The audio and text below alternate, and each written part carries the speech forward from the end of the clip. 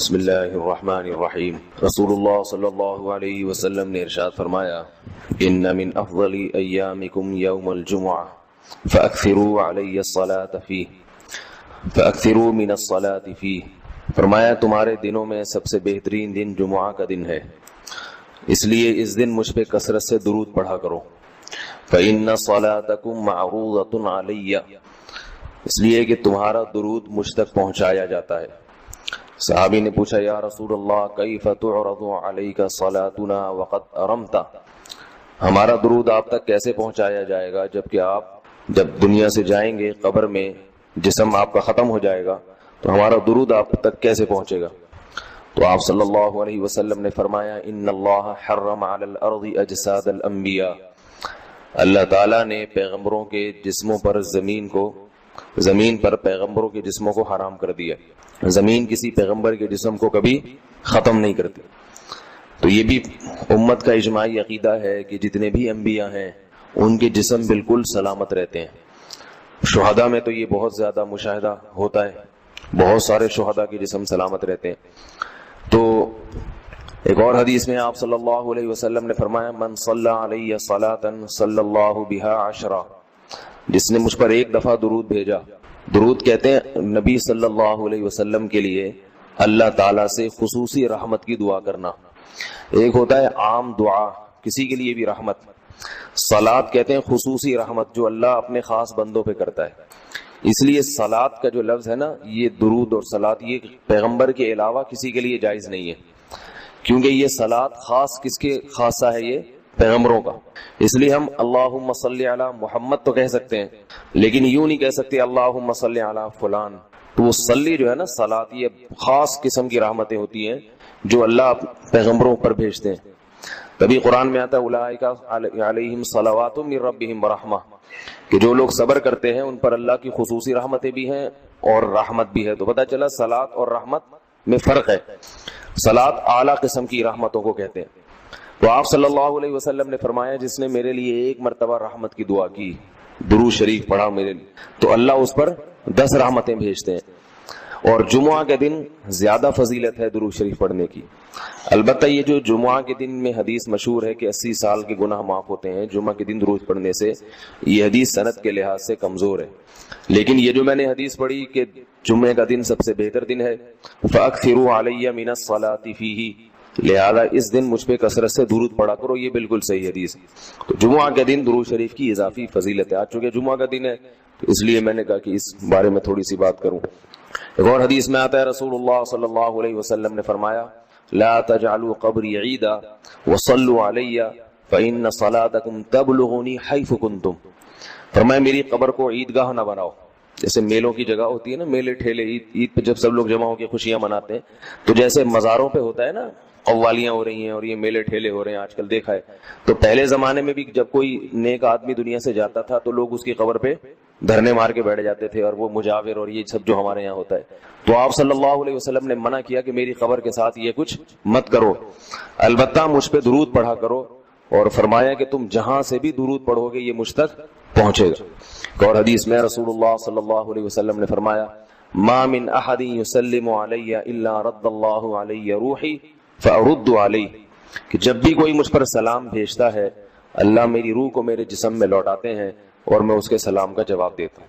اب یہ کیسے ہوتا ہے؟ چونکہ یہ برزخی زندگی میں ہے، لہذا اس کی کیفیات میں اور گہرائی میں جانے کی اجازت نہیں ہے۔ جیسے اللہ بہتر سمجھتے ہیں یہ ہوتا ہے، اس کی حقیقت کا ہمیں علم پوری طرح نہیں ہے، برزخی زندگی ہے۔ اور حدیث میں آتا ہے رسول اللہ صلی اللہ علیہ وسلم نے فرمایا کہ رغم انف رجل ذکرت عنده فلم يصلی علی، اس شخص کی ناک خاک آلودہ ہو جائے جس کے سامنے میرا نام لیا جائے، میرا تذکرہ ہو اور وہ مجھ پہ درود نہ پڑے۔ ایک اور حدیث میں آپ صلی اللہ علیہ وسلم نے فرمایا، البخیل من ذکرت عنده فلم يصلی علی، وہ شخص کنجوس ہے، بخیل ہے جس کے سامنے میرا نام آئے اور مجھ پہ درود نہ پڑے۔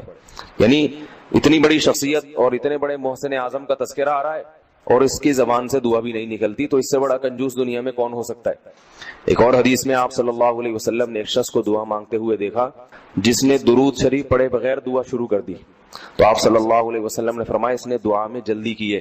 پھر فرمایا تم میں سے جب کسی شخص کو دعا مانگنی ہو تو پہلے اللہ کی حمد و ثنا پڑھے، پھر مجھ پر درود بھیجے۔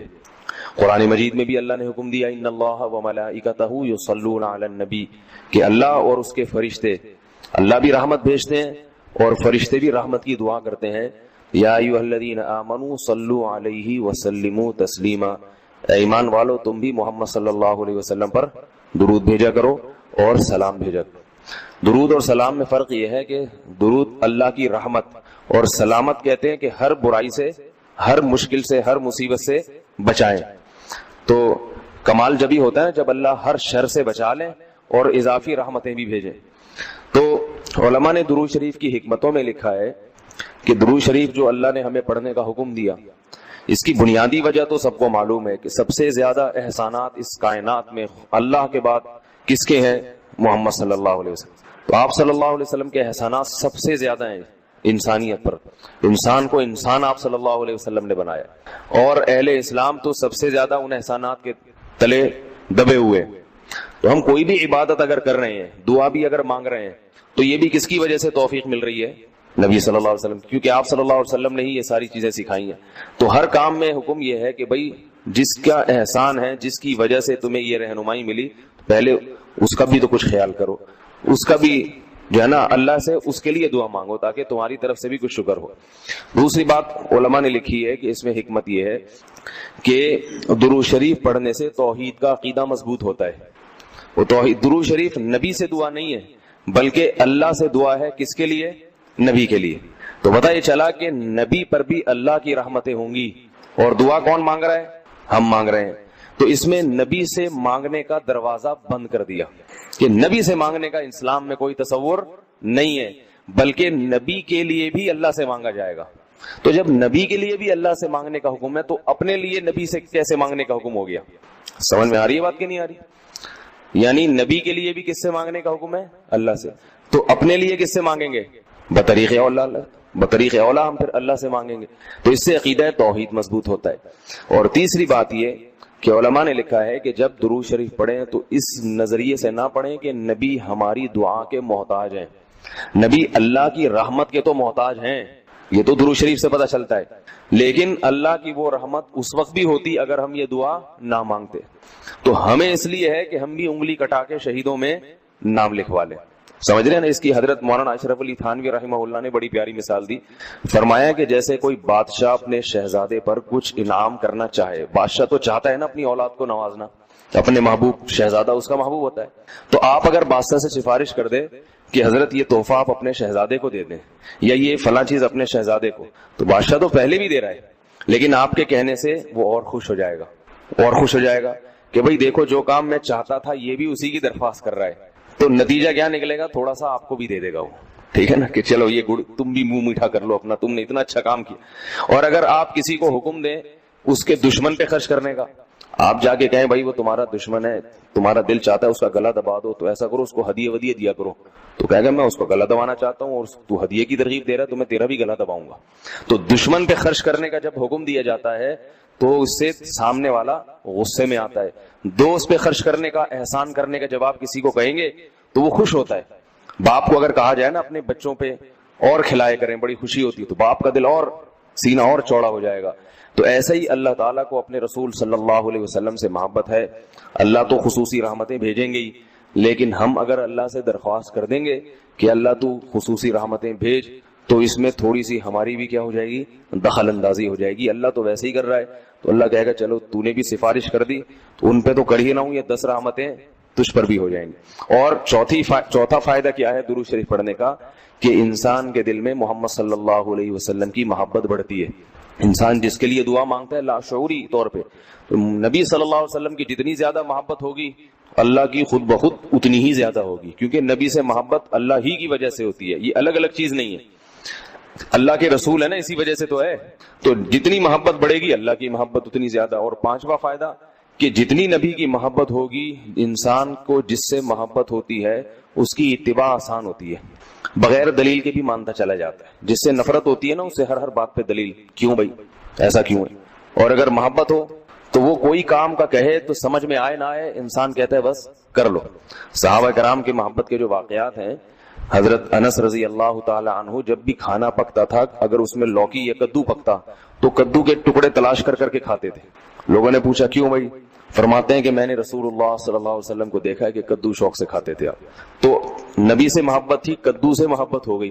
حالانکہ یہ شریعت کا حکم نہیں ہے لوکی اور کدو سے محبت کرو, یہ تو اپنی انسان کی اپنی رغبت ہوتی ہے, کسی کو کسی چیز سے, کسی کو کسی چیز سے. لیکن عشق کی انتہا ہوتی ہے تو انسان کو محبوب کی محبوب چیزوں سے بھی ہو جاتی ہے. تو ہمیں بھی اگر نبی صلی اللہ علیہ وسلم سے محبت ہوگی صلی اللہ علیہ وسلم, تو اگر کدو سے نہ بھی ہو تو کوئی اتنا مسئلہ نہیں ہے, لیکن فرائض واجبات سے تو ہو جائے گی نا, جو شریعت میں ضروری ہیں, جن کی آپ صلی اللہ علیہ وسلم نے بہت تاکید کی ہے, ان سے تو ہوگی نا کم از کم. محبت نہیں ہے تو ہر وقت بیٹھ کے لوچی کی تلاش, داڑھی تک نہیں رکھے گا. داڑھی کا سمجھاؤ تو کہ بھائی کیوں بھائی, پھر یہ سمجھاؤ کہ بھئی آپ صلی اللہ علیہ وسلم کے اخلاق ایسے تھے, نہیں میری سمجھ بھی نہیں آتے, ایسے کیسے اخلاق بنائے جا سکتے ہیں خادموں کے ساتھ. تو محبت ہو جاتی ہے تو سارے کام آسان ہو جاتے ہیں. تو درود شریف پڑھنے کا ایک فائدہ یہ بھی ہے. تو اس لیے ہمت کر کے علماء نے جو ایک نصاب بتاتے ہیں نا, روزانہ 100 دفعہ صبح 100 دفعہ شام. ویسے تو سب سے بہتر درود ابراہیمی ہے جو نماز میں ہم پڑھتے ہیں, آپ صلی اللہ علیہ وسلم نے سکھایا ہے. یہ نہ ہو مشکل لگے تو اتنا کر لو صلی اللہ علیہ وسلم, صحیح ہے نا. یہ 100 دفعہ پڑھ لیں, کتنا ٹائم لگتا ہے اسے, صبح 100 دفعہ پڑھ لیا, 100 دفعہ شام کو پڑھ لیا. اور اگر پورا ہفتہ توفیق نہیں ملتی تو کم از کم جمعہ ہی کے دن پڑھ لے انسان. سمجھ رہے بات کو نہیں سمجھ رہے بھائی, مرحلہ نہیں آ رہی, ٹھیک ہے. جمعہ کا دن پڑھ لے انسان, اس میں زیادہ فضیلت ہے. اور یہ جو درود شریف ہے نا, یہ صلی اللہ علیہ وسلم پورا پڑھنا چاہیے. میں کل بھی بیان میں کہا تھا نا, ساشے آ رہے ہیں ہر چیز کے, تو جیسے سلام کے ساشے نا, سلام کرنا ہو نا اتنی سی آواز آتی ہے بس. تو درود شریف بھی حضور صلی اللہ علیہ وسلم نے فرمایا. لوگ کیا کہتے ہیں, حضور صلی اللہ علیہ وسلم نے فرمایا. بھائی صلی اللہ علیہ وسلم بول دو پورا. لکھنے میں بھی علماء نے بیان کیا ہے کہ مجلس میں, کسی مجلس میں جب آپ صلی اللہ علیہ وسلم کا نام آئے تو کم از کم ایک دفعہ درود شریف پڑھنا واجب ہے. بار بار واجب نہیں ہے, بار بار افضل ہے. مجلس میں جب ایک دفعہ نام آیا تو پہلی دفعہ بہرحال واجب ہے, یا کم از کم ایک دفعہ اس مجلس میں. بار بار پڑھنا ضروری نہیں ہے, بہتر ہے. تو یا تو پڑھے ہی نہیں, ایک دفعہ پڑھ لیا کافی ہے, لیکن پڑھیں تو پھر ساشے نہ لے کر آئیں. درود شریف کو بگاڑے نہیں, پورا ہونا چاہیے صلی اللہ علیہ وسلم. اور اگر آپ کو ڈر یہ ہے کہ نہیں بار بار پڑھنے سے میری زبان گھس جائے گی, نقصان ہوگا اور توانائی کم ہو جائے گی, روزہ زیادہ لگے گا, تو ایک ہی دفعہ پڑھ لے مگر طریقے سے پڑھ لے, ساشے نہ لے کر آئے صلی اللہ علیہ وسلم, اس طرح نہ کرے. اسی طرح لکھنے میں بھی آپ صلی اللہ علیہ وسلم کا جب نام آئے تو مجلس ایک ہے تو ایک دفعہ کہہ دے آدمی زبان سے. لکھنا واجب نہیں ہے, آپ صلی اللہ علیہ وسلم کے نام کے ساتھ درود شریف لکھنا واجب نہیں ہے, افضل ہے. تو یا تو اگر یہ ڈر ہے کہ میں نے لکھ دیا پورا نام تو میرا پین گھس جائے گا, سیاہی کا خرچہ زیادہ آئے گا, پیسے زیادہ بھرنے پڑیں گے مجھے, مہنگائی کا دور ہے, اتنی سیاہی میں افورڈ نہیں کر سکتا, تو پورا نام ہی نہ لکھے, یعنی درود شریف لکھے ہی نہیں. لیکن اگر لکھنا ہے تو چھوٹا سا سواد نہ ڈالے, سمجھ رہے بات. باقی ساری چیزیں پوری ہیں. یہ نہیں کہ والد محترم میں صرف واو لکھ دیا, ابا خود ہی سمجھ جائیں گے والد کی بات چل رہی ہے, ٹھیک ہے نا. زید کا نام آیا تو صرف زے لکھ دیا, کبھی ہوتا ہے ایسے, ہوتا ہوگا شاید آپ کے یہاں. اور جتنی باتیں آ رہی ہیں صرف کچھ ساشے پیش کر دی, ایسا نہیں ہے. جب درود شریف لکھنے کی بات آتی ہے تو صرف چھوٹا سا سواد ڈال دیا. تو بھائی اتنی تکلیف اگر ہو رہی ہے تو نہ لکھو, کوئی فرض تھوڑی ہے. لیکن اگر لکھنا ہے تو احترام کا تقاضا کیا ہے, پورا نام لکھا جائے صلی اللہ علیہ وسلم. دیکھو حدیث کی اتنی بڑی بڑی کتابیں محدثین نے جو لکھی ہیں, کتنی بڑی بڑی کتابیں. جب بھی آپ صلی اللہ علیہ وسلم کا نام آئے گا تو محدثین پورا درود شریف لکھتے ہیں صلی اللہ علیہ وسلم. کسی حدیث کی کتاب میں, امام بخاری کی ہو, امام مسلم کی ہو, یا ابن ماجہ ہو, یا صحیح ستہ کی جتنی کتابیں اس کے علاوہ بھی ہیں, جب درود ہوگا تو پورا صلی اللہ علیہ وسلم ہوتا ہے. تو لکھنے میں بھی اس کا اہتمام کرنا چاہیے, پورا نام لکھ دیا جائے. یہ جو میں کہہ رہا ہوں نا قلم گھس جائے گا اور یہ ہو جائے گا, یہ تو بخیل آدمی کے لیے, ورنہ کس قلم تھوڑی گھستا ہے. لکھنے پورا تحریر لکھ رہے ہو, جب بھی نام آئے صلی اللہ علیہ وسلم پورا لکھنا چاہیے. اللہ تعالیٰ عمل کی توفیق عطا فرمائے. ایک چھوٹی سی آخر میں بات سن لیں کہ آپ صلی اللہ علیہ وسلم کا جو لقب ہے نا, لوگ مختلف ناموں سے پکارتے ہیں. کوئی کہتا ہے حضور اکرم صلی اللہ علیہ وسلم نے فرمایا, یہ بھی ٹھیک ہے, آپ سب سے اکرم ہیں. کوئی کہتا ہے سرور دو عالم صلی اللہ علیہ وسلم نے فرمایا. کوئی کہتا ہے آ حضور صلی اللہ علیہ وسلم نے فرمایا. یہ سب ٹھیک ہے نام, لیکن سب سے بہترین جو نام آپ کے لیے ہے رسول اللہ صلی اللہ علیہ وسلم, کیونکہ اس سے بڑا لقب کوئی بھی نہیں ہے. رسول اللہ کا مطلب اللہ کے سفیر, تو یہ سب سے بڑا منصب ہے. اس لیے عام استعمال میں جو صحابہ کا بھی طریقہ تھا, نبی اللہ, صحابہ کیا کہتے تھے, نبی اللہ یا رسول اللہ. تو محدثین بھی جو لفظ آپ کے لیے استعمال کرتے ہیں رسول اللہ صلی اللہ علیہ وسلم یا نبی اللہ. تو عام استعمال میں یہ زیادہ بہتر ہے. وہ بھی ٹھیک ہے، سرور کائنات، حضور اکرم، شفیع المذنبین، سب صحیح ہیں، لیکن ہوتا ہے نا جب بہت سارے آپشن ہو تو انسان سلیکٹ کرتا ہے سب سے بہترین کو. تو سب سے بہترین لفظ آپ کے لیے کیا ہے؟ رسول اللہ. یہ سب سے بہترین لفظ. اللہ تعالیٰ سمجھنے کی عمل کی توفیق. انا اعطیناک الکوثر. میں جلدی سے اب اس کو سورت کو بھی مکمل کر دوں تاکہ یہ ہماری سورت کمپلیٹ ہو جائے. ترجمہ کر دیتا ہوں. انا اعطیناک الکوثر، اے نبی ہم نے آپ کو عطا کی کوثر. فصلی، بس آپ نماز پڑھیے، لی ربک، اپنے رب کے لیے، ونحر، اور قربانی کیجیے. انا، بے شک، شانئ کا، آپ کا دشمن، هو الابتر، وہی دم کٹا ہے، وہی اسی کی نسل ختم ہوگی، اسی کا ذکر خیر ختم ہو جائے گا، وہی ناقص ہے، اس کا کوئی نام لینے والا ان کے بعد نہیں ہوگا. سمجھ رہے ہیں بات کو؟ اس صورت کا میں شان نزول بتا دیتا ہوں آپ کو، کچھ اس کی فضیلت کیا ہے اور اس کی تفسیر کیا ہے. یہ آپ کو تحریری شکل میں مل جائے گی، لہذا لکھنے کی ضرورت نہیں ہے. ٹھیک ہے؟ جیسے سورہ فلق اور سورہ ناس کا خلاصہ مل گیا نا آپ لوگوں کو. کس کس کو ملا ہے؟ سب کو مل گیا؟ آپ کو نہیں ملا؟ نیٹ سے دیکھ لیں، مل جائے گا انشاءاللہ. کب سے بھیجا ہوا ہے. اس کے بعد اذا جاء نصر اللہ قل یا ایھا الکافرون، ان صورتوں کے بھی آپ کو خلاصے سورہ اخلاص کا مل جائے گا انشاءاللہ. تو یہ جو بھی بتا رہا ہوں یہ بھی تحریری شکل میں آپ کو دے دیا جائے گا. اس صورت کا شان نزول یہ ہے کہ رسول اللہ صلی اللہ علیہ وسلم کو اللہ تعالیٰ نے حضرت خدیجہ سے 2 بیٹے دیے تھے. ایک کا نام تھا قاسم اور ایک کا نام تھا ابراہیم. آپ صلی اللہ علیہ وسلم کی جتنی بھی اولاد ہوئی ہے صرف حضرت خدیجہ سے ہوئی ہے. حضرت خدیجہ کے علاوہ آپ کی اولاد کسی اور زوجہ سے نہیں ہوئی. حضرت خدیجہ سے 4 بیٹیاں تھیں اور 2 بیٹے. ایک بیٹے کا نام قاسم، دوسرے کا نام ابراہیم. قاسم کی جب ولادت ہوئی ان کا بھی انتقال ہو گیا، اور ابراہیم کی ولادت ہوئی تو ان کا بھی انتقال ہو گیا. عرب میں نرینہ اولاد کی بڑی اہمیت تھی، کیونکہ انسان کا نسب اس کی نرینہ اولاد سے چلتا ہے، بیٹیوں سے نہیں چلتا. بیٹیاں تو غیروں کی ہوتی ہیں، رخصتی ہو کے دوسروں کے ہاں چلی جاتی ہیں، ان کے نسل میں اضافہ کرتی ہیں، ان کی نسل بڑھاتی ہیں. اپنے شوہر اور اپنے شوہر کے ددیال کی نسل میں اضافہ کریں گی. وہ اپنے باپ کی نسل میں اضافہ کون کرتا ہے؟ بیٹا. کیونکہ نسب کس سے چلتا ہے؟ باپ سے چلتا ہے، سوائے بلاول بھٹو کے. بلاول بھٹو کے بارے میں کہتا ہوں کہ بلاول بھٹو اسلامی تاریخ، غیر مسلموں کے ہاں تو ماں سے چلتا ہے جو نیچر کے خلاف ہے، لیکن اہل اسلام میں، اسلامی تاریخ میں سوائے بلاول بھٹو کے آج تک کوئی ایسا شخص پیدا نہیں ہوا جس کے نسب اور خاندان ماں سے چلتا ہو. بلاول بھٹو زرداری کے بیٹے ہیں، مگر خاندان ان کا کیا کہلاتا ہے؟ قوم جو آخر میں لگتی ہے وہ بھٹو کہلاتی ہے، حالانکہ وہ بھٹو ان کی والدہ تھیں، ان کے والد محترم بھٹو نہیں. تو سیاست میں انہوں نے نسب ہی کو بگاڑ دیا اپنا. سمجھ رہے بات کو؟ تو یہ سیاسی لوگ اتنے خطرناک ہوتے ہیں کہ یہ اپنے باپ کے نسب کو بدل دیتے ہیں سیاست کے چکر میں، کیونکہ زرداری لگے گا تو ووٹ نہیں ملیں گے، ووٹ بھٹو کے نام کو کیش کرانا ہے. خیر، تو رسول اللہ صلی اللہ علیہ وسلم کے 2 بیٹے ہوئے، دونوں کا انتقال ہو گیا. عرب میں بے اولادی کو بھی معیوب سمجھتے تھے، کیونکہ آپ کی نسل چلے گی بیٹوں سے، اور بیٹے ہیں جو باپ کی بہت زیادہ عزت کا ذریعہ بنتے ہیں.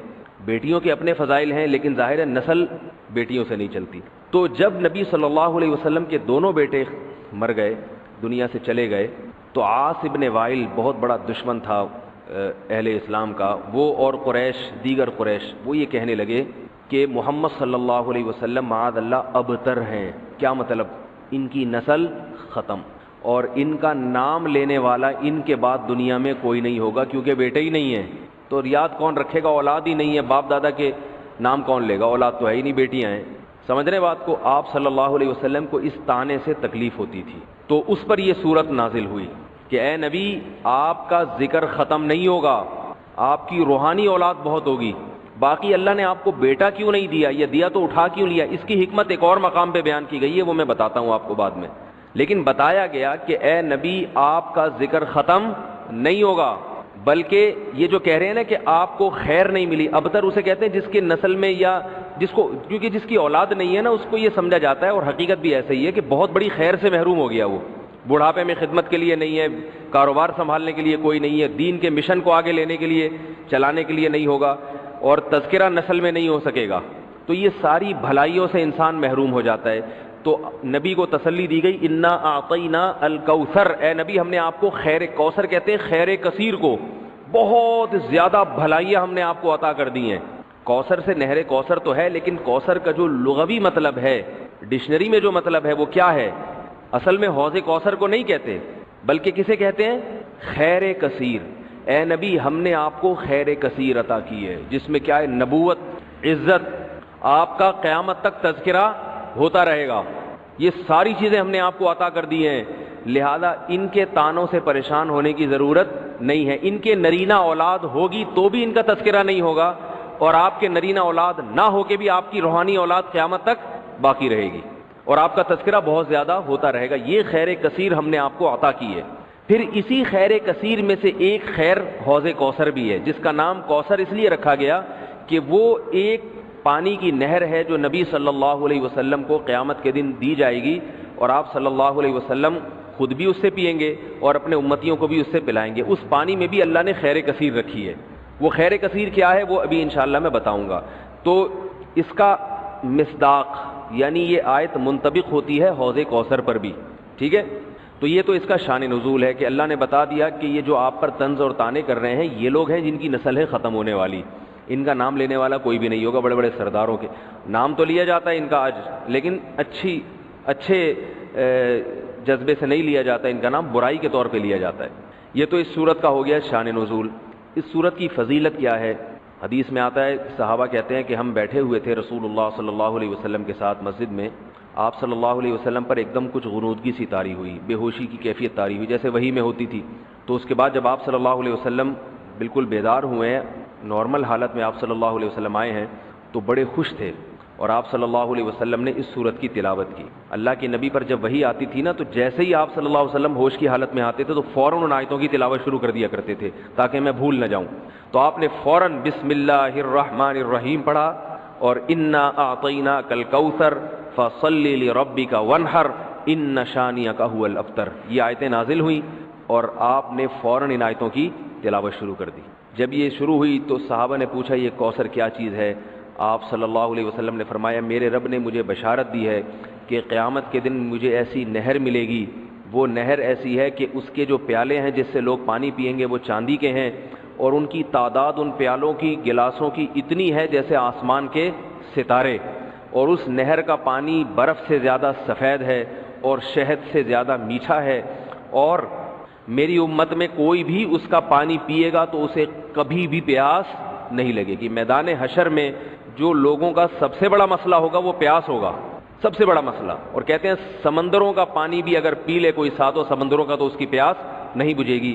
تو میرے اللہ نے مجھے یہ نہر دی ہے، جو میرا امتی اس سے پی لے گا اسے کبھی بھی ہمیشہ کے لیے اس کی پیاس ختم ہو جائے گی۔ پھر آپ صلی اللہ علیہ وسلم نے فرمایا اسی موقع پر، اسی حدیث میں، کہ کچھ میری امتی آئیں گے حوض کوثر سے پانی پینے کے لیے، فرشتے انہیں وہاں سے ہٹائیں گے، دھتکاریں گے، میں کہوں گا کہ یہ میرے امتی ہیں، تو فرشتے کہیں گے کہ آپ کو علم نہیں ہے ما احدثوا بعدک، کہ انہوں نے آپ کے بعد بدعتیں ایجاد کر لی تھی، ہیں تو آپ کے امتی مگر انہوں نے آپ کے دین میں تبدیلیاں کر لی تھی، جو دین آپ ان کو دے کر گئے تھے اس پر انہوں نے قناعت نہیں کی، اپنی طرف سے اس میں اضافے کیے، ایڈیشن کہتے ہیں نا، بہت ساری چیزیں بڑھا لی انہوں نے۔ تو اس میں وعید بھی آپ صلی اللہ علیہ وسلم نے بتا دی کہ حوض کوثر سے بدعتی کو پانی پینے کی توفیق نہیں ملے گی۔ تو یہ تو اس صورت کی فضیلت ہو گئی۔ اب اس صورت کے مضامین کیا ہیں، تفسیر کیا ہے اس کی، اس کے اسباق کیا ہوتے ہیں، یہ انشاءاللہ پھر وقت چونکہ ہمارا پورا ہو چکا ہے۔ اے ایمان والو، تم پر روزے فرض کیے گئے جیسا کہ تم سے پہلی امتوں پر فرض کیے گئے تھے، تاکہ تمہارے اندر تقوی پیدا ہو جائے۔ یہ آیت نازل ہوئی اور صحابہ کرام نے رمضان کے روزے رکھنا شروع کیے۔ اس کے بعد جہاں جہاں مسلمان دنیا میں جاتے گئے، نمازوں کے ساتھ ساتھ رمضان کے روزے بھی اپنے ساتھ لیتے گئے، اور آج پوری دنیا میں جب رمضان شروع ہوتا ہے تو کروڑوں لوگ روزہ رکھتے ہیں۔ اس روزے میں جسمانی حکمتیں بھی اللہ نے رکھیں اور روحانی حکمتیں بھی اللہ تعالیٰ نے رکھیں۔ جسمانی حکمتیں، یہ جسم کی زکوٰۃ ہے، آپ کو اللہ تعالیٰ روزوں کی برکت سے صحت عطا کرتے ہیں، بہت ساری بیماریوں سے نجات مل جاتی ہے۔ اور روحانی برکتیں کیا ہیں؟ انسان کے لیے دنیا میں سب سے مرغوب چیز خوراک ہے۔ خواہشات کی دو قسمیں ہوتی ہیں، ایک خواہشات وہ ہوتی ہیں جن کا آپ کی باڈی سے تعلق ہے, جو باڈی کی نیڈ ہیں. ایک خواہشات وہ ہوتی ہیں جو اوپر کی خواہشات ہیں, لگژری لائف, گاڑی بنگلہ, اچھی ڈریسنگ, دیکھنے میں اچھا نظر آؤں, عزت ہو سوسائٹی میں, دولت ہو میرے پاس. یہ جو پہلی قسم کی خواہشات ہیں نا, جو آپ کی باڈی کی نیڈ ہے, یہ بہت ڈینجرس ہوتی ہیں. یہ 3 قسم کی خواہشات ہیں, ایک کھانے کی خواہش, پینے کی خواہش, اور ایک جنسی خواہش جسے کہا جاتا ہے, مرد اور عورت کی ایک دوسرے کی طرف اٹریکشن. یہ تینوں قسم کی خواہشات ہماری باڈی کی ریکوائرمنٹ ہے, یہ جسم کی چاہت ہوتی ہے. یہ خواہشات پوری نہ ہو تو ہماری باڈی متاثر ہونا شروع ہو جاتی ہے. اچھا, کچھ خواہشات ہوتی تو باڈی کی ہیں, وہ نیچرل نہیں ہیں. خواہشات تو سمجھ گئے نا کتنی قسم کی ہوتی ہیں؟ 2 قسم کی نا, ایک باڈی کی ریکوائرمنٹ, باڈی کی نیڈ, اور ایک باڈی کی نیڈ نہیں ہے, یعنی جسم کا تقاضا نہیں ہے, بلکہ وہ ہماری جسم سے ہٹ کے خواہشات ہوتی ہیں. جیسے لگژری لائف ہے نا, ہر آدمی چاہتا ہے میری لائف کیسی ہو, لیکن ایسا نہیں ہوتا کہ لگژری لائف کی آپ کے پیٹ کو کوئی بھوک لگ رہی ہو, وہ خواہش پوری نہیں کریں گے تو باڈی کو کوئی نقصان ہو رہا ہو. جو باڈی کی نیڈ ہے نا, جیسے کھانا پینا, یہ تو اگر نہیں کریں گے تو باڈی مسلسل تڑپتی رہے گی, مسلسل احتجاج کرتی رہے گی, اور ان خواہشات کو پورا کرنا بھی ضروری ہے. نہیں کریں گے تو بالآخر باڈی آہستہ آہستہ ڈیمیج ہونے کی طرف جائے گی اور مر جائیں گے ایک دن. آپ کو اگر گدا نہیں ملتا سونے کے لیے, اچھا انہی باڈی کی خواہشات میں ایک نیند بھی ہے. ہم 4 قسم کی خواہشات شامل کر لیتے ہیں. نیند ہے, کھانا پینا, اور جس کو جنسی خواہش کہتے ہیں. یہ اتنی ڈینجرس ہوتی ہیں. جیسے نیند کی خواہش کو آپ دیکھ لو, اب گدے پہ سونا یہ باڈی کی نیڈ نہیں ہے, یہ کیا ہے, ایک لگژری لائف انسان گزارنا چاہتا ہے, اس کا تقاضا ہے کہ میرا گھر اچھا ہو, ایئر کنڈیشن روم ہو, اور ٹائلیں لگی ہوئی ہوں, اور فانوس لگے ہوئے ہوں. لیکن جب آپ کو نیند آئے گی تو جو گدے پہ سونے کے عادی ہیں ان کو فرش پہ نیند نہیں آئے گی. لیکن چونکہ نیند آپ کی باڈی کی نیڈ ہے, ایک وقت آئے گا کہ باڈی کہے گی میں نے سونا ہے, سونا ہے, سونا ہے, سونا ہے. آپ کہیں گے میرے پاس سونے کے لیے گدا نہیں ہے, نہیں سو سکتا, نہیں سو سکتا, نہیں سو سکتا. بالآخر پھڈا ہوتے ہوتے جو باڈی کی نیڈ ہے نا وہ غالب آ جائے گی. لگژری جو آپ کی ایک چاہت ہے اس پہ باڈی غالب آ جائے گی آپ کی, اور آپ کانٹوں پہ بھی سو جاؤ گے. جس کو نیند نہ آتی ہو نا اس کو جاگنے دو, بول تو نہیں سوئے گا, دیکھو اس کا باپ بھی سوئے گا پھر, کیونکہ یہ خواہشات دماغ پر مسلط ہو جاتی ہیں, کیونکہ ضرورت ہے, نہیں تو مرے گا. نہیں سوئے گا تو کیا ہوگا؟ 1 ہفتہ کھائے پیے بغیر انسان زندہ رہ سکتا ہے, میڈیکل سائنس کہتی ہے. 1 ہفتہ سوئے بغیر زندہ نہیں رہ سکتا. اس لیے یہ اللہ مسلط کر دیتے ہیں کہ تیرا باپ بھی سوئے گا. تبھی آپ نے دیکھا ہوگا ڈرائیونگ کے دوران ڈرائیور سو جاتا ہے, حالانکہ اس کا سونے کا بالکل موڈ نہیں ہوتا, اور ایسا سوتا ہے کہ اپنے ساتھ سارے پیسنجر کو بھی ہمیشہ کے لیے سلا دیتا ہے. تو یہ چیزیں اللہ نے مسلط کی ہوئی, بھائی یہ تمہاری خواہش پہ نہیں ہے. ورنہ بڑے لوگ کہتے ہیں ہمارے پاس ٹائم نہیں ہے, اگلے مہینے ہم سوئیں گے, اس دفعہ ہمیں آفس کا بزنس کا کام ہے بہت. تو یہ جو جسمانی خواہشات ہیں نا, جسمانی خواہشات, ان سے ہاتھ کھینچنا آسان کام نہیں ہے, کیونکہ باڈی کو ضرورت ہے. تو باڈی ہماری مسلسل ڈسٹرب ہوتی رہتی ہے. اب آپ کو جب بھوک لگ رہی ہے تو باڈی کیا کہے گی؟ روٹی دو, کھانا دو, کہے گی نا, خوراک چاہیے. تو کیا یہ 2-3 دفعہ کہنے کے بعد چپ ہو جائے گی کہ بھائی یہ تو کھلا نہیں رہا تو چلو اب کوئی اور کام کرو؟ نہیں ہوگی. یہ کیا کہے گی؟ روٹی کھانا, روٹی کھانا, چاول, سموسے. کسی کو بھی دیکھے گا نا کھاتا ہوا, مسلسل یہ ٹینشن ہے, اور کسی بھی کام میں اس کا دل نہیں لگے گا جب تک کہ چند نوالے نہ کھا لے.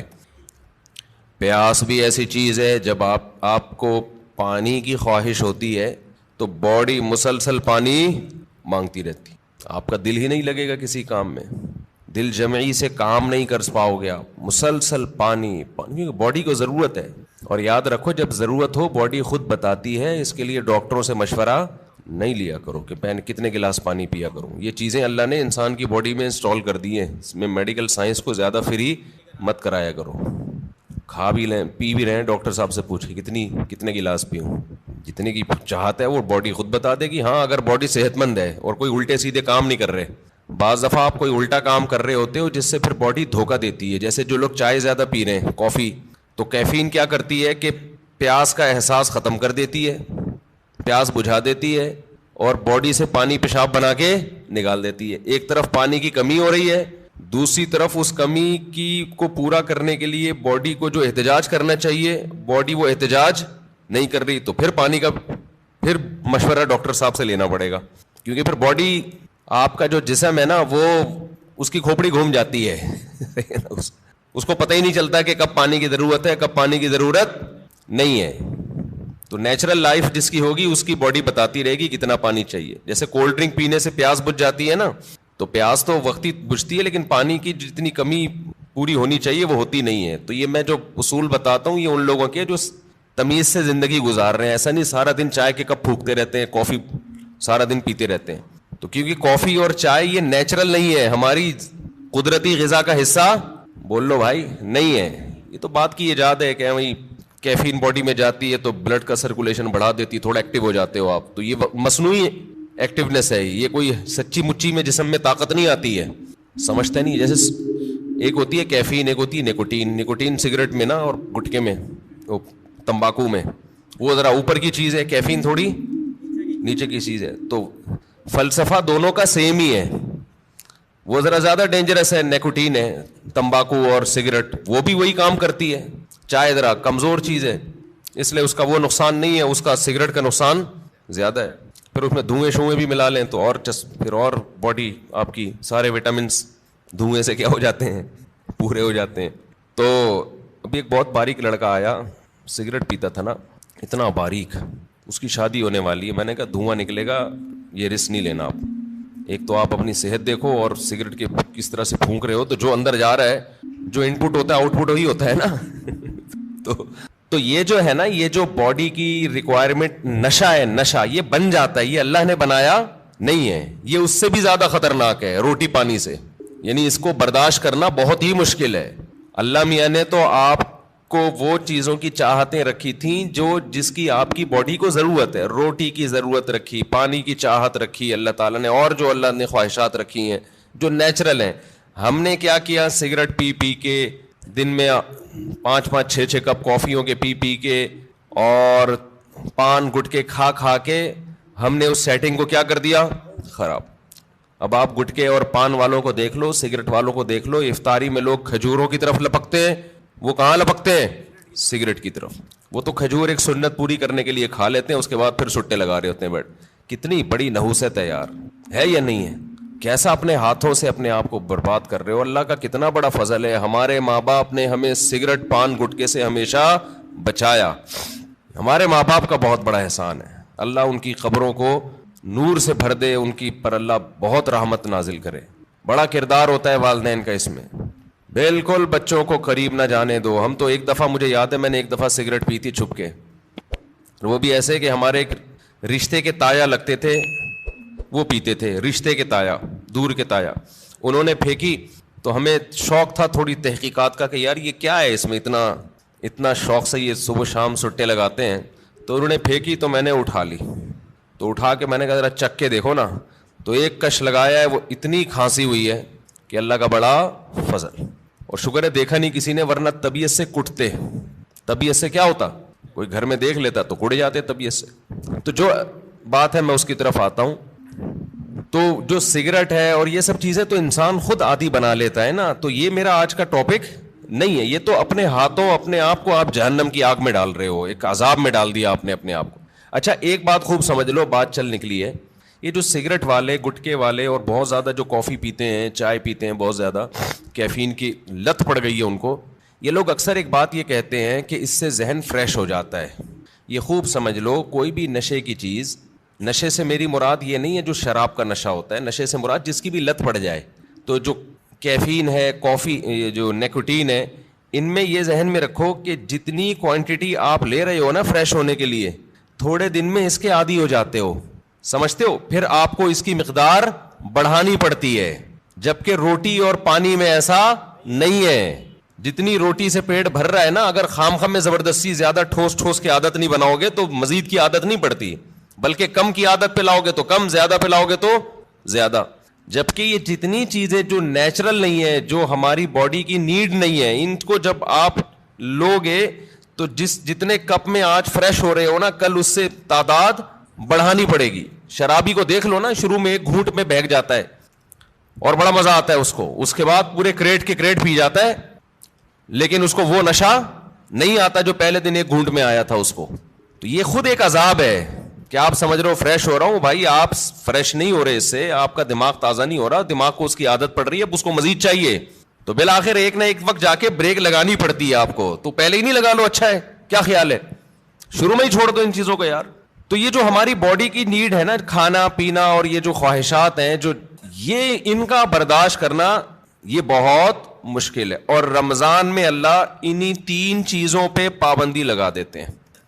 ویسے تو 4 چیزیں ہیں نا جو بہت زیادہ انسان کو, جس کی خواہش سونا اور جنسی خواہشات اور کھانا اور پینا, تو ان میں سے 3 اللہ تعالیٰ روزے کی حالت میں کیا کر دیتے ہیں, پابندی لگا دیتے. کھانا پینا اور جنسی خواہش آپ پوری نہیں کر سکتے.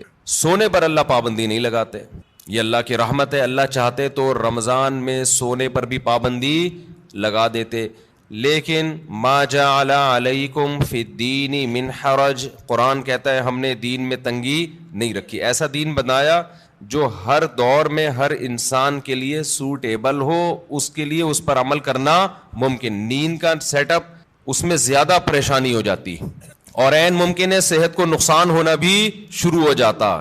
تو رمضان کا مقصد لوگوں کی صحتوں کو نقصان پہنچانا نہیں ہے, لوگوں میں خواہشات پہ کنٹرول کرنے کا جذبہ پیدا کرنا ہے. اور ویسے بھی حکمت کی بات کیا ہے کہ اللہ اگر نیند پہ پابندی لگا دیتے نا, نیند پہ, تو کیا ہوتا, لوگ مغرب کے بعد سوتے, وہ فجر میں اٹھتے. کیا خیال ہے, تو نیند ڈبل کر رہے ہوتے, اس کا کوئی فائدہ نہیں تھا.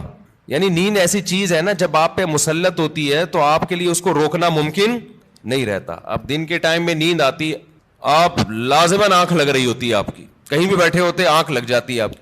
یا پھر لوگ کیا کرتے, اتنی لمبی لمبی راتوں کو نیند لے لیتے, تو جو مقصد ہے وہ حاصل نہیں ہوتا. کھانے میں بھی ایسا ہی کرتے ہیں لوگ.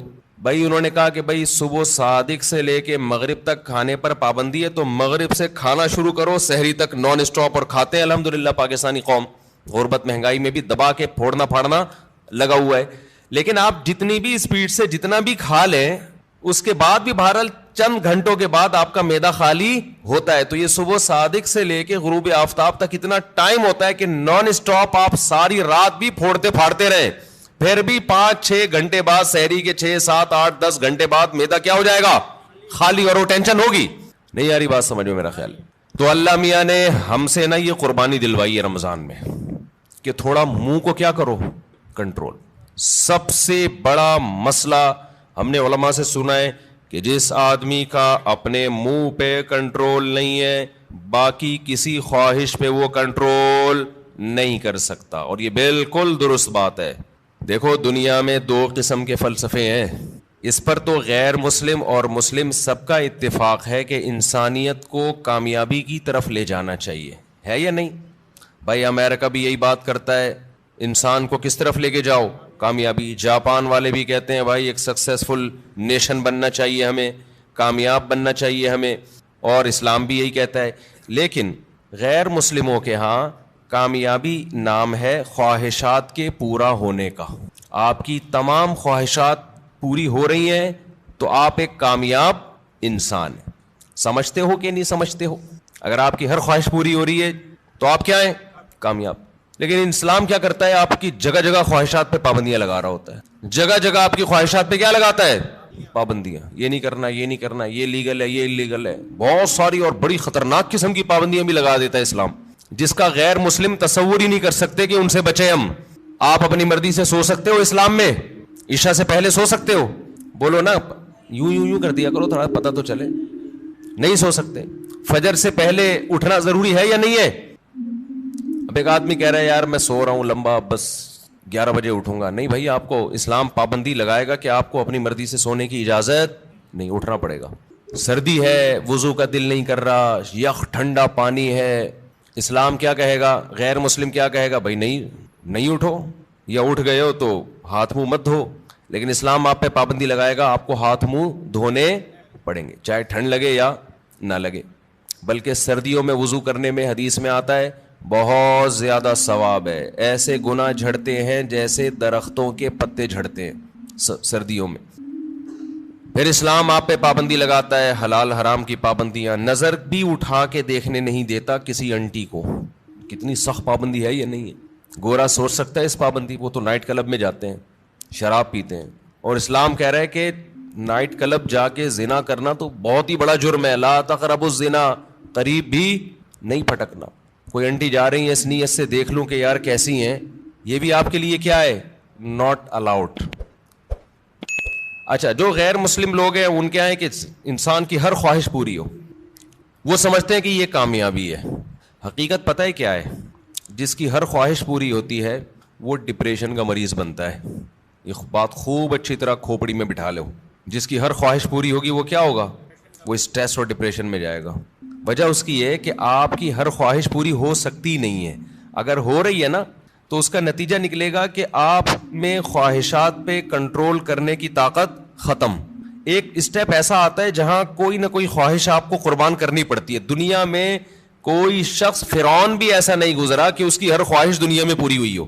ساری پوری ہو رہی تھی, موسیٰ علیہ السلام آ گئے, ایک دم دماغ کھٹکا نا اس کا, یہ کیا ہو گیا بھائی, یہ تو ہوتا ہے. جتنی بھی آپ کے اندر خواہشات ہیں نا, پوری کرتے رہیں, کہیں نہ کہیں آ کے قدرت کی طرف سے بیریئر کھڑے ہو جاتے ہیں آپ کی راہ میں, اور آپ خواہشات پوری کرتے کرتے یوز ٹو ہو چکے ہوتے ہو. آپ کو خواہشات پہ کنٹرول کرنے کی عادت نہیں رہتی. پھر آپ جاتے ہو اسٹریس میں, ڈپریشن میں, اور چیخو پکار, مار دھاڑ. جیسے جو بچے زیادہ لاڈ پیار میں پلتے ہیں وہ بچے شور شرابہ زیادہ مچاتے ہیں. جن بچوں پہ ماں باپ کا کنٹرول ہوتا ہے کہ کچھ خواہشات پوری کر دی, کچھ پوری نہیں کی, وہ بچے بھی کنٹرولڈ ہوتے ہیں. یقین نہ آئے تو جا کے مشاہدہ کر لو. میں نے بہت سے بچے ضدی دیکھے ہیں, چیزیں اٹھا کے پھینک رہے, کوئی بات نہیں مانتے. وجہ اس کی ہے کہ ماں باپ ان کی ہر بات مانتے ہیں. نہیں آ رہی سمجھ میں, پتہ نہیں آپ لوگ لاڈلے بچے ہیں اپنے ماں باپ کے یا لاڈلے نہیں ہیں, تو یہ تو اللہ ہی جانتا ہے. لیکن ہم نے ایسے بچے مارکیٹ میں دیکھے, ہر خواہش پوری ہو رہی ہے, بچہ چڑچڑا ہو گیا. اچھا, جس بچے کے ساتھ اس کا کوئی بہن بھائی نہ ہو وہ بھی چڑچڑے ہو جاتے ہیں. اس کی وجہ یہ کہ بہت زیادہ لاڈ پیار اس اکلوتے کو مل جاتا ہے. کیا ہوتا ہے, اکلوتے. دوسرا مارکیٹ میں قریب العمر ہوتے نہیں ہیں, 2-4, تو ماں باپ کی ساری لاڈ کا اور پیار کا مرکز یہ اکلوتا. اس کی ہر خواہش پوری. آپ میں سے کوئی اکلوتا ہو تو پیش کی معذرت. نتیجہ کیا نکلتا ہے, اس کی طبیعت میں چڑچڑاپن پیدا ہونا شروع, مار دھاڑ. وہ سوسائٹی میں بسا اوقات ایک کامیاب انسان بن کے سروائیو نہیں کر پاتا. اچھا, ہمارے ایک ریلیٹیو کے یہاں نا ایک بچہ ہوا, پھر ان کے یہاں فوراً دوسرا ہو گیا اگلے سال. رپورٹ دیکھیں, رپورٹ. ہوا یہ ہے کہ جب فوراً دوسرا آ گیا 1-2 سال کے بعد مارکیٹ میں, تو جو پہلا والا تھا نا, اب اس کو تھوڑی سی جیلسی بچوں میں ہوتی ہے کہ دوسرے کو پیار کرو تو اس کو غصہ آ رہا ہے کہ اس کو کیوں پیار کر رہے ہو. بچے کرتے ہیں ایسے, آپ نے دیکھا ہوگا. تو لوگ کہہ رہے ہیں کہ یار یہ جو ان کے ریلیٹیو ہے نا, کہنے لگے کہ یہ غلط ہوا, پہلے والے کے ساتھ ظلم ہوا ہے. ابھی اس کی عمر تھی, اس کو محبتیں ملتی, توجہ کا مرکز بنتا. مارکیٹ میں دوسرا آ گیا, جو محبت پوری اس کو ملنی چاہیے تھی وہ ڈیوائڈ ہو کے آدھی کہاں جا رہی ہے, تو یہ پہلے والے کے ساتھ ظلم ہے. سمجھتے ہو بات کو؟ تو بھائی یہ پہلے والے کے ساتھ ظلم نہیں ہے, اس کی ٹریننگ کا حصہ ہے کہ تو دنیا میں اکیلا باپ نہیں ہے, تمہارے بہن بھائی بھی ہوں گے. ابھی سے اس کے اندر برداشت پیدا ہو رہی ہے. حقیقت ہے, اس کے دل میں ایک جذبات ہوتے ہیں حسد کے. بچوں میں ہوتا ہے, بہت زیادہ جیلسی ہوتی ہے بچوں میں. ایک کو کچھ دو نا تو دوسرے کو ضرورت نہیں بھی ہو, صرف اس کو تپانے کے لیے مانگتا ہے کہ مجھے کیوں نہیں دیا. تو یہ جو برداشت اس میں پیدا ہوگی نا, جب ماں باپ دوسرے کو پیار کر رہے ہیں اور اس کو غصہ آ رہا ہے, یہی غصہ قدرت چاہتی ہے کہ آئے تاکہ اس میں کنٹرول پیدا ہو. یہ نہیں ہوتا نا تو یہ بڑے ہو کر عذاب بنتا ہے. پھر بڑے ہو کر پھر کیا ہوتا ہے, یہ کیوں آ گیا دنیا میں, میرے باپ کی وراثت جو مجھے ملنی تھی اس کو کیوں مل رہی ہے, یہ اس میں شریک کیوں ہو رہا ہے. پھر یہ یہاں تک جاتا ہے معاملہ. شروع میں یہ مسئلہ کیا کر دو, ختم کر دو کہ بیٹا اس گھر میں اور بھی ہیں, اور ممکن ہے مفتی صاحب کے ابھی میں بیانات سننا شروع کیے تو اسپیڈ اور بھی بڑھ سکتی ہے ہماری, عین ممکن ہے. اگلے سال نیا ماڈل بھی آ سکتا ہے. تو اب یہ جلتے ہی رہو بیٹھ کے, یار اسی کو قبول کرو. اور پھر ایک اہم بات یہ کہ بچہ ماں باپ کی توجہ کے لیے بہن بھائی کو وقتی طور پہ برداشت نہیں کرتا. لیکن اللہ نے ایک ایسا بچے میں ایک سافٹ ویئر ڈالا ہوا ہے کہ وہ اپنے بہن بھائیوں سے محبت بھی ٹوٹ کے کرتا ہے. یہ تو آپ اس کو دے رہے ہو نا, ماں باپ اس نئے ماڈل کو جب پیار کرتے ہیں, محبت دیتے ہیں, تو پرانے ماڈل کو تکلیف ہوتی ہے. یہ ہے اس کی جیلیسی. لیکن آپ ذرا کوئی تھرڈ پرسن اس نئے ماڈل کو ہاتھ اٹھا کے دیکھے, پرانا ماڈل آڑ بن کے کھڑا ہو جائے گا کہ میرا بھائی ہے, میری بہن ہے, تو کون ہوتا ہے ہاتھ اٹھانے والا. تو یہ جو محبت اور قربانی کا جذبہ ہے, یہ بھی نئے اور پرانے میں جب کم وقفہ ہوگا اور نیا ماڈل جلدی آئے گا, تو پرانے ماڈل میں اپنے بہن یا بھائی کے لیے لڑنے کا جذبہ یہ بھی جبھی پیدا ہوگا. نہیں آ رہی بات؟ اور یہ تھوڑا سا نئے اور پرانے کو بڑا ہونے دو, پھر ان کے آپس میں کھیل کود دیکھو, محبتیں دیکھو کیسی ہوں گی. تو یہ جو فضول قسم کے لبرل لوگوں کی فضول باتیں ہیں نا, کہ ابھی تو پرانے والے کو ٹائم زیادہ چاہیے تھا, ایکچولی نیا والا آ گیا مارکیٹ میں, تو ایکچولی یہ ٹوپی ڈرامے, یہ کسی اور کو گنتیاں سکھانا جا کے ساری نیچرل لائف کا بیڑا غرق کر دیا. بچے کو اپنے جیسا بچہ چاہیے بھائی کھیلنے کودنے کے لیے, اس کو ماں باپ سے زیادہ ضرورت بہن بھائیوں کی ہے. ماں باپ تو صرف کیئر کرتے ہیں کہ کیا کر رہا ہے, خراب تو نہیں ہو رہا, سٹے تو نہیں لگا رہا ہے, ایسا تو نہیں تایا نے سگریٹ پھینکی اٹھا کے پی رہا ہے. ماں باپ کا کام صرف یہ نگرانی کرنا ہے. باقی تو اس کو جو اس کی جو انٹرٹینمنٹ والی لائف ہے, جو اس کو انٹرٹین کرے گی, وہ تو بہن بھائی کریں گے. خوش رہے گا, کھیلے گا, کودے گا, انہیں کے سے سیکھے گا, مارے گا, روئے گا, پٹے گا بھی, پیٹے گا بھی. یہی تو لائف ہے اس کی.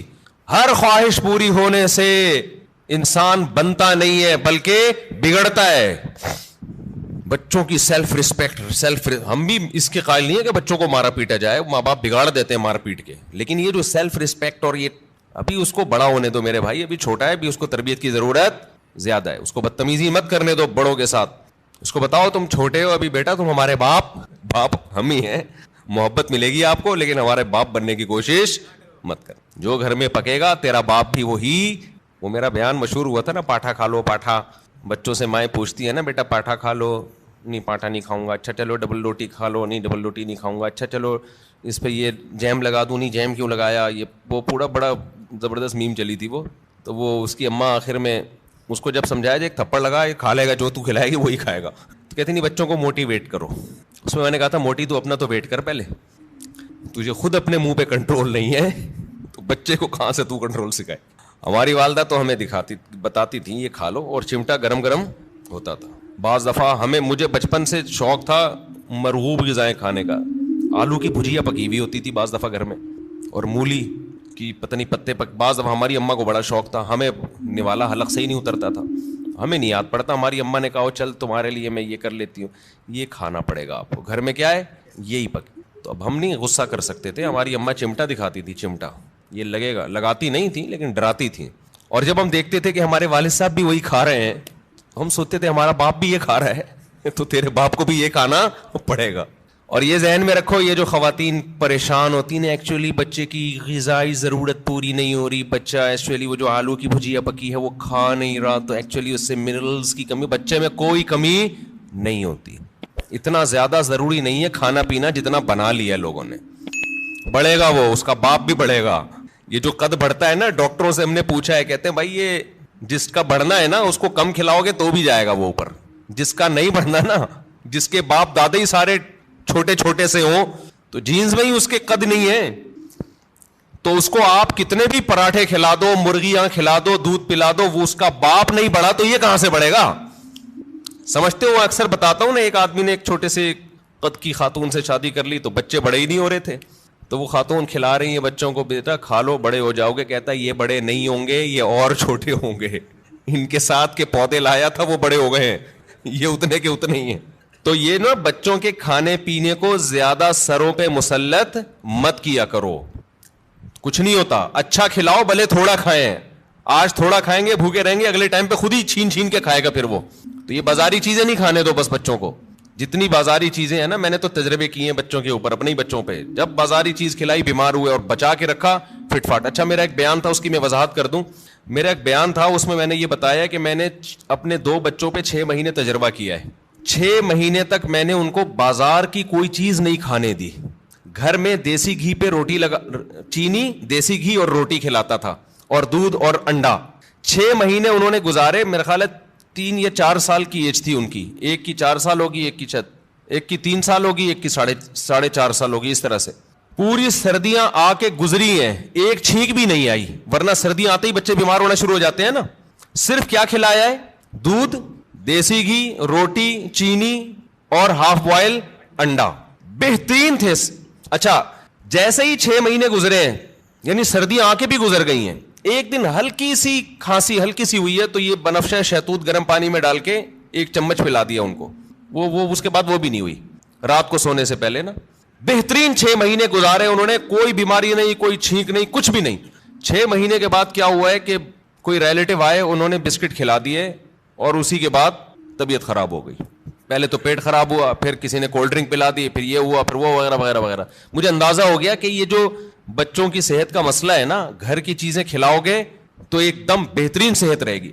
اچھا اس پہ میرے کچھ لوگوں نے اعتراض کیا کہ لو بھائی مفتی صاحب چینی کھلا رہے ہیں بچے کو, چینی کون سی کوئی نیچرل ہے؟ نہیں یاری بات سمجھ میں, یعنی ہم چینی کھلائیں, چینی تو خود نقصان دہ ہے.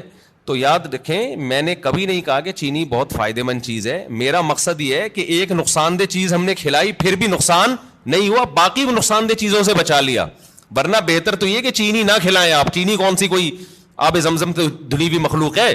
نہیں آ رہی سب ان کی سمجھ میں بات نہیں آ رہی ہے بھائی. چینی جو ہے نا, چینی وہ خود بھی کوئی اچھی چیز نہیں ہے, لیکن ایک غلط چیز بھی کھلا دی, 20 غلط چیزوں سے بچا لیا, تو بھی اس کی اتنی برکتیں نظر آئی ہیں. تو اگر آپ اس سے بھی بچا لیں تو نور النارو شہد کھلا دیں, گڑ کھلا دیں. سمجھتا ہے کہ نہیں سمجھتے ہو؟ تو بچوں کی لیکن کنٹرول کرنا پڑتا ہے بچے کو, بڑا اور زیادہ عرصہ نہیں, تھوڑے دن تک کنٹرول کرو گے تو پھر وہ عادی ہو جائے گا. تو میں یہ عرض کر رہا تھا کہ دنیا میں 2 نظریات ہیں. ایک یہ کہ انسان کی ہر خواہش پوری کی جائے تو اس سے وہ کامیاب ہوتا ہے, لیکن اسلام کیا کرتا ہے؟ جگہ جگہ خواہشات میں رکاوٹیں ڈالتا ہے. تو خوب سمجھ لیں, جس کی ہر خواہش پوری ہوتی ہے وہ کامیاب نہیں ہوتا, بلکہ وہ اسٹریس اور ڈپریشن کی طرف جاتا ہے. بالکل اس کی مثال ایسے ہے جیسے آپ جسم پہ جب ویٹ اٹھاتے ہو, جسم میں اپنی خواہش کے خلاف حرکت کرتے ہو تو جسم بیمار ہونے کے بجائے صحت مند ہوتا ہے. اور آپ جسم کی اپنی خواہشات پر عمل کرنا شروع کر دو, جسم چاہتا ہے بیٹھا رہوں نہ اٹھوں, آپ بیٹھے رہو نہ اٹھو. جسم چاہتا ہے دوڑوں نہیں, صرف چلوں, آپ نہ دوڑو چلو. پھر جسم چاہتا ہے چلو بھی نہیں, بیٹھے ہی رہو, سوتے ہی رہو. تو اس سے جسم کو کیا طاقت اور انرجی جمع ہو کے خوشحال زندگی ملے گی, یا جسم کا بیڑا غرق ہو جائے گا؟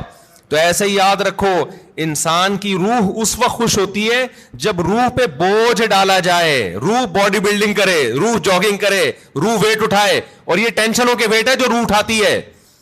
اگر یہ روح کی آپ ہر خواہش پوری کرنا شروع کر دیں گے تو جیسے باڈی کی ہر خواہش پوری کرنے سے باڈی کا بیڑا غرق, تو اسی طرح روح کی ہر خواہش پوری کرنے سے روح کا بیڑا غرق ہو جاتا ہے. سمجھ میں نہیں آ رہی میرا خیال ہے بات؟ تو اپنی خواہشات کے خلاف چلنا سیکھیں. ہاں ہر خواہش کی مخالفت نہیں. جیسے آپ نے باڈی, جب جو لوگ جم جاتے ہیں ویٹ اٹھانے کا دل کرتا ہے کیا؟ نہیں کرتا نا, بس جسم پہ بوجھ ڈال کے اٹھا رہتے, تبھی اوں کی آوازیں بھی آ رہی ہوتی ہیں. اگر مزہ آ رہا ہوتا تو ویٹ اٹھاتے واہ واہ واہ ہنسی آ رہی ہوتی, ایسا تھوڑی ہے. تو اسی طرح یاد رکھیں, ہاں ویٹ حد سے زیادہ اٹھائے گا تو باڈی خراب ہو جائے گی. اسی طرح روح پہ جب بوجھ حد سے زیادہ پڑ جاتا ہے تو پھر روح خراب ہونا شروع ہوتی ہے. لیکن یہ اللہ کی رحمت ہے کہ اس نے ہماری روح پہ حد سے زیادہ بوجھ ڈالا ہی نہیں ہے. اگر اللہ کہہ دیتا 24 گھنٹے کے روزے رکھو پورے رمضان, اور سحری میں صرف 10 منٹ کھانے کی اجازت ہے, 23 گھنٹے 50 منٹ بھوکے رہنا ہے, 10 منٹ کیا کرنا ہے؟ کھانا کھانا ہے, تو شاید یہ ہماری طاقت سے زیادہ بوجھ ہم پہ ڈال دیا جاتا. مرتے پھر بھی نہیں, اتنی جلدی مرتا نہیں ہے آدمی بھوک سے, یاد رکھو. لیکن یہ ممکن ہے کہ ہم پہ ہوتا نہیں ہم سے. ما جعل علیکم فی الدین من حرج, اللہ کہتے ہیں اعتدال سے بوجھ ڈالا ہے. اللہ کہہ دیتا 50 نمازیں پڑھو تو پڑھنی پڑتی کہ نہیں پڑھنی پڑتی؟ کتنی ٹینشن والا کام ہو جاتا بھائی, کتنی ٹینشن والا کام.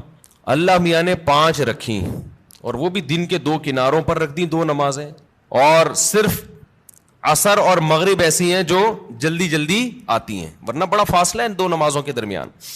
اللہ میاں نے حکم دیا نظر کی حفاظت کرو, لیکن ساتھ میں نکاح کی ترغیب بھی دے دی, تو آسان کر دیا نا.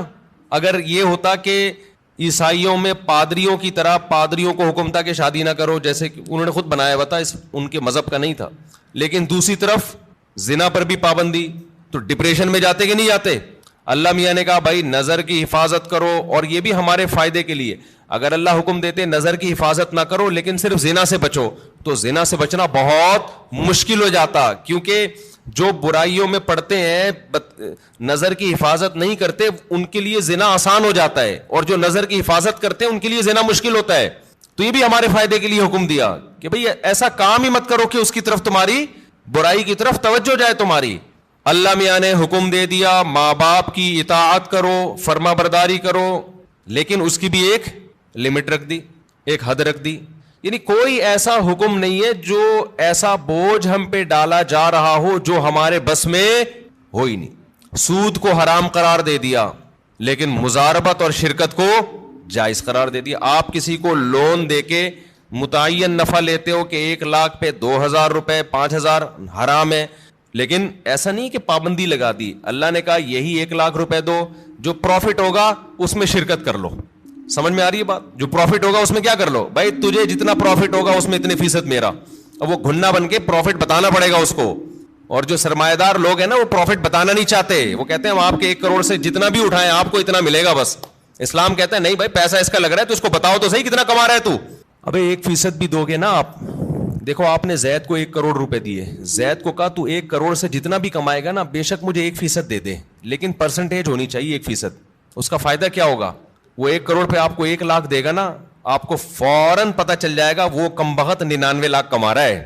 سمجھ میں آ رہی ہے بات؟ سود خور یہ وہ اپنا پروفٹ بتانا نہیں چاہتا. 1% بھی دے گا نا آپ کو یہ تو پتہ چل جائے گا نا جب 1% 1 لاکھ ہے تو اس کا مطلب باقی 99 کتنا ہے؟ وہ 99 لاکھ ہے. اس کا مطلب یہ گھنا میرے 1 کروڑ سے 99 لاکھ کما رہا ہے اور مجھے کتنا دے رہا ہے؟ 1 لاکھ. لیکن اگر سودی نظام ہوگا, آپ نے زید کو 1 کروڑ روپے دیے, آپ نے کہا مجھے ہر مہینے 1 لاکھ دے دینا, تو کتنا کما رہا ہے مجھے اس سے غرض نہیں ہے, وہ 1 لاکھ روپے لا کے دے گا, آپ گلے ملیں گے, شکریہ ادا کریں گے کتنا نیک آدمی مجھے 1 لاکھ روپے دے رہا ہے, اور وہ بھی روتے ہوئے دے گا یار کاروبار کا تو بیڑا ہی غرق ہو گیا لیکن میں تجھ سے وعدہ کیا 1 لاکھ لے لے. آپ کا دل چاہے گا اس غریب کو 2 کروڑ اور دے دوں میں, الو بناتا رہے گا آپ کو, بے وقوف بناتا رہے گا. لیکن اگر پرسنٹیج کے حساب سے ہوگا تو آپ نے جب زید کو 1 کروڑ دیے, آپ لوگ کو سمجھ میں ہی نہیں آ رہا تو بزنس کہاں سے کرو گے جو تمہاری سمجھ میں اتنی باتیں نہیں آ رہی. مجھے لگ رہا ہے آپ کے چہروں سے کہ جو میں کہہ رہا ہوں اوپر سے گزر رہا ہے آپ کے. زید کو آپ نے 1 کروڑ روپے دیے, آپ نے کہا مجھے جتنا پروفٹ ہوگا اس میں 1% چاہیے, وہ 1 لاکھ روپے لے کر آیا تو آپ سمجھ جاؤ گے یہ کم بخت کتنے کما رہا ہے؟ 99 لاکھ. اب اس کو رونے کی اجازت, وہ رونے کا بہانہ نہیں کرے گا, اور آپ کو اس سے مانگو گے بھی کہ جو جتنا پروفٹ ہوا ہے مجھے دکھاؤ تاکہ پتہ چلے کہ یہ واقعی 1% بنتا ہے کہ نہیں بنتا ہے. تو اللہ میاں نے سود پہ پابندی لگائی مگر تجارت کو اللہ نے حلال قرار دیا. اگر اللہ سود پہ بھی پابندی لگا دیتا, مزاربت پہ بھی, شرکت پہ بھی, تو پھر ہم حرج میں پڑ جاتے, ہم تنگی میں پڑ جاتے, ہمارے لیے کاروبار کے راستے بند ہو جاتے. لیکن اللہ نے ہمارے لیے دین میں تنگی نہیں رکھی بلکہ آسانی رکھی ہے. سمجھتے ہو کہ نہیں سمجھتے ہو؟ تو اسی طرح اللہ میاں نے لیکن بوجھ ڈالا ہے ہمارے اوپر. یہ نہیں کہا کہ بالکل فری سٹائل کی زندگی گزارو گے, کوئی ٹینشن ہی نہیں ہوگی. یہ کامیابی نہیں ہے, ٹینشنیں اٹھانی پڑیں گی. بہت ساری ٹینشنیں لگا دی اللہ میاں, اور اس ٹینشن سے فائدہ کیا ہوتا ہے کہ ہماری روح وزن اٹھاتی ہے, جس سے روح ٹینشن سے بچتی ہے, روح صحت مند ہوتی ہے, اور روح ڈپریشن اور اسٹریس کی طرف جانے سے بچ جاتی ہے. تبھی آپ کو مسلمانوں میں خودکشی کا ریشو دوسری قوموں کی نسبت کم نظر آئے گا. مسلمانوں میں ڈپریشن کے مریض دوسری قوموں کی نسبت کم نظر آئیں گے, حالانکہ ڈپریشن والے کام مسلمانوں میں بہت زیادہ ہیں. مسلمان غیر مسلم ایک ڈپریشن پالنے کے لیے تیار نہیں, مسلمان 4 ڈپریشن کی بات کرتے ہیں. آئی بات سمجھ میں؟ ہم مسقط میں تھے تو ہمارے بہت سے علماء اپنی اپنی فیملیوں کے ساتھ آئے تھے, بیگمات کے ساتھ آئے تھے. تو ایک مولانا صاحب نئے پہنچے تو وہ میزبان نے ان سے پوچھا مجبوری ساتھ میں ہے یا بغیر مجبوری کے آئے ہیں؟ میں نے کہا یہ کیا کہہ رہے ہیں؟ پھر پتہ چلا بیگم کو پیار سے کیا کہتے ہیں, یہ مجبوری. تو بڑا زبردست لفظ تھا ان کا بھائی, کیونکہ جب مجبوری ساتھ میں ہوتی ہے تو پھر گھر سے زیادہ دیر باہر نہیں رہ سکتے, آپ بتانا پڑتا ہے. جو بغیر مجبوری کے آیا وہ تو جہاں مرضی جائے. جب مجبوری کے ساتھ آئے ہیں تو بیگم پوچھے گی, مجبوری پوچھے گی بھائی اتنی دیر سے کیوں آ رہے ہو, آپ کہاں گئے ہوئے تھے؟ مفتی صاحب کے ساتھ. اچھا جو لوگ اپنی مجبوریوں کے ساتھ آئے تھے نا, ان سب کی مجبوریوں کو یہ بڑی فکر تھی کہ ہمارا میاں, ہمارے جو میاں ہیں مفتی طارق مسعود کے ساتھ تو نہیں بیٹھے ہوئے گئی. سب کو یہ ایسا نہ ہو یہ 2-4 مجبوریاں اور پال لیں ہمارا شوہر, ان کو یہ سب کو ڈر تھا. تو مسلمان کے پاس ٹینشن کے مواقع بہت ہیں، پھر بھی ٹینشن نہیں لیتا. یہ غربت اور مہنگائی آپ تھوڑی دیر کے لیے انگریزوں کو دے دو تو خودکشی کے لیے میرے بھائی رجسٹریشن فارم کیا ہو جائیں گے، ختم ہو جائیں گے. ہمارے والے حکمران ایک ہفتے کے لیے ان کو ادھار دے دو، آپ سچی مچی کے تو نہیں لیں گے، صرف ادھار دے دو آپ ان کو کہ ایک ہفتے بعد واپس لے لیں گے. ایک ہفتے میں ایسا بیڑا غرق ہو جائے گا، کوئی کھمبا ان کا بجلی کا باقی نہیں بچا ہوگا. ان کے یہاں تو کھمبے ہوتے نہیں، انڈر گراؤنڈ ہی ہوتا ہے سب کچھ. یہ ہم ہیں، ٹھیک ہے نا. ڈالر کہاں سے کہاں پہنچ گیا. میں تو کبھی سوچتا ہوں تو تھوڑا ڈپریشن شروع ہو جاتی ہے، پھر میں سوچتا ہی نہیں کہ مریں گے تو ویسے ہی سب کیا ہو جائے گا، ختم. ہمارے تو اصل آخرت ہے نا. جو دیکھو دال پانی اللہ نے جو موٹی موٹی ضرورتیں وہ تو اللہ ویسے ہی پورے کر. اور پاکستان کا تو حال ایسا ہے کہ بچپن سے سنتے آ رہے ہیں کہ بینک کرپٹ ہونے جا رہا ہے. پاکستان کا ایسا اللہ کے ساتھ اللہ کا معاملہ ہے، بچپن سے مہنگائی بڑھ رہی ہے. مجھے یاد ہے وہ دور میں بہت چھوٹا تھا، روٹی 4 آنے کی ملتی تھی، 1 روپے کی 4 روٹیاں. جب 8 آنے کی ہوئی تو سب چیخ اٹھے کہ روٹی ڈبل ہو گئی بھائی. 1 روپے کی 4 روٹیوں کے بجائے اب 1 روپے کی کتنی ملیں گی؟ 2 روٹیاں. لوگ چیخ اٹھے تھے مہنگائی بڑھ رہی ہے.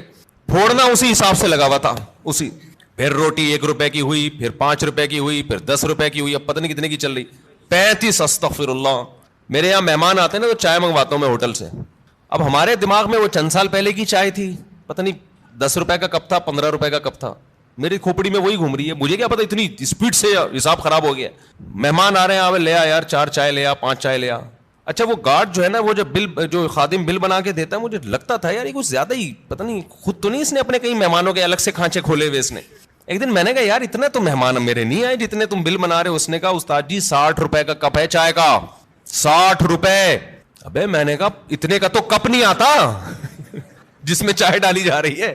تو مجھے تو خیال ہوا میں نوٹس لگا دوں کہ مہمان لوگ اپنی چائے اپنے ساتھ لے کے آئیں گے. بھائی یہ کوئی مذاق تھوڑی ہے یار، ملنے بھی ہم سے آؤ، چائے بھی کون پلائے، کام بھی تمہارا ہو، چائے ہم پلائیں. خیر اتنا بھی ایسا نہیں ہے، انشاءاللہ پلا دیں گے. لیکن یہ کہ یہ ہے تو فکر کی بات نا.